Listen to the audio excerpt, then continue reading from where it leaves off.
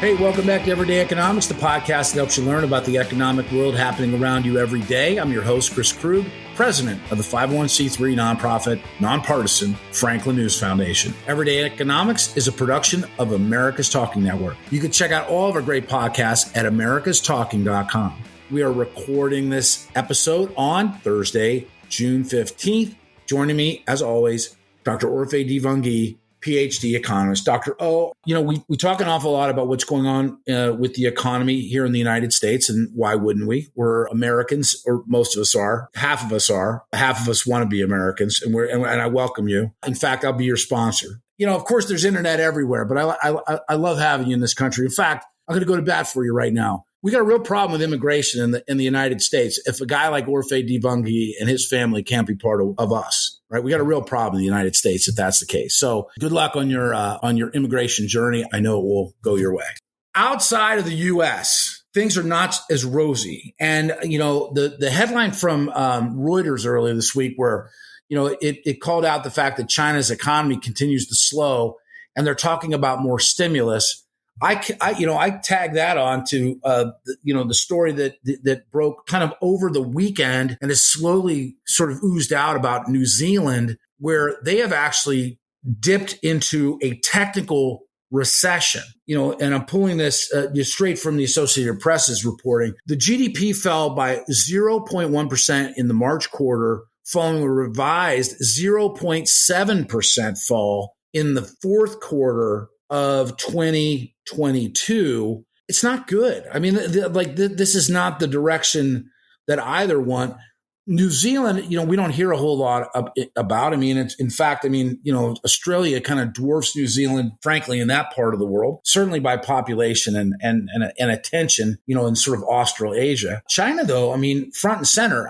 Keep seeing numbers where their GDP is good, their GDP is good, their GDP is good. Yeah, okay. But, they're talking about going back to stimulus in China. That's not good. So look, when I look at the New Zealand picture, it seems like it reminds me a lot of what we faced in this country about a year ago, right? We were, everybody was talking about a recession when employment growth was still positive, when inflation was still above a level that we were comfortable with. It's a little bit of what's going on there, right? And so I'm not too worried, not yet. What I worry about is, of course, some of the environmental issues that might be pushing prices higher, in that part of the world. So, that could be a problem. Persistent inflation is going to be a problem for New Zealand, and they're going to have to deal with it. China is slowing down, and that increase in demand, the post-COVID increase in demand, seems to have run its course. And so, I think the global economy is expected to slow down from as high as it was, right? We kind of had crazy growth, post COVID reopening. And so I think that's expected. Now, of course, I don't know if they should be trying to stimulate the economy, but the numbers I look at here show unemployment increasing. So China may end up slipping into a real recession, and that's going to have an impact. One of the segmentations in the numbers from China that I thought was particularly interesting was their quote unquote youth unemployment. China, whether people are aware of this or not, on an average age basis, is one of the oldest nations in the world, right? The average Chinese person is older than the average person on the planet. And the fact that their youth unemployment numbers are not good, does that mean anything in particular? Is there any specific cause for concern around that? I think it means the global economy is slowing, right? And you're always going to get, at the onset of a recession, you're always going to get, the first people to go are usually those least experienced, more experienced workers, more productive workers will tend to stick it out.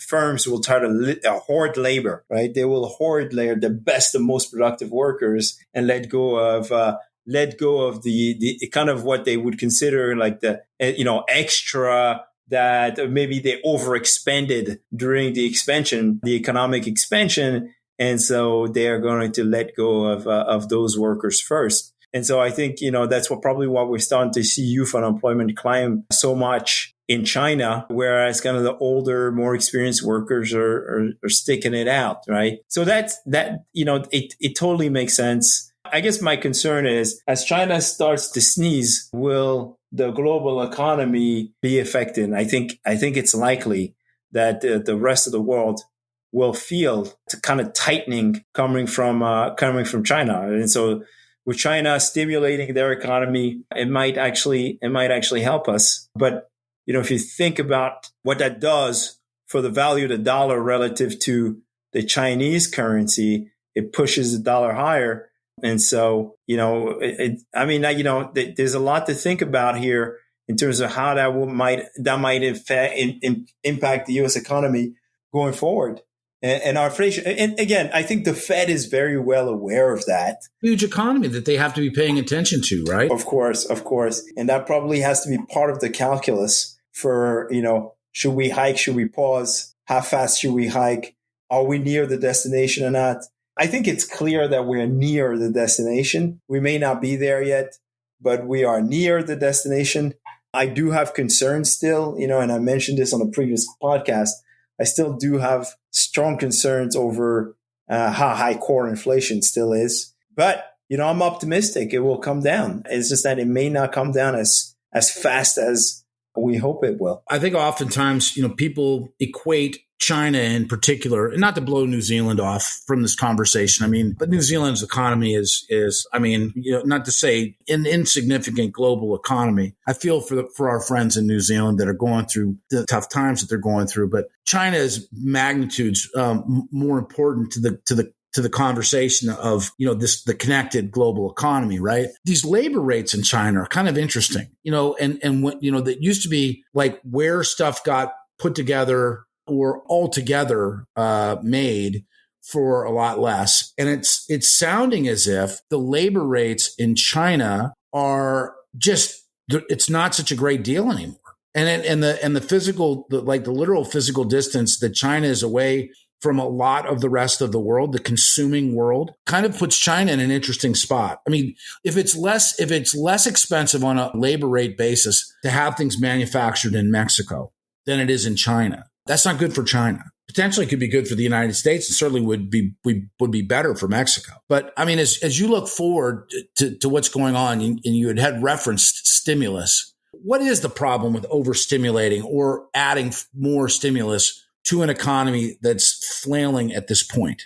If the economy is definitely going into recession, there's going to be an increase in money demand. Their central bank is going to have to go ahead and stimulate the economy to try to kind of get the economy moving in the right direction. I think the problem could be if you're facing inflation pressures, especially on the supply side. If you have labor shortages or you have climate shocks that push prices higher, right? If you have these supply shocks, then you're in trouble. Because, any kind of stimulus is going to cause inflation to increase. And so if you're already facing you're already in an inflationary environment, right? Or an environment where inflation is too high, then stimulating the economy is not going to be helpful. So, but it seems to me that's not, I don't think China is facing the same problem we're facing here. I think we're seeing a big decline in aggregate demand in China. And so some stimulus is probably warranted. But again, I'd love to take a little time to study the Chinese economy and come back to our listeners with some more insights as to where China is headed next, and what we could kind of see from the existing data and what's going on there.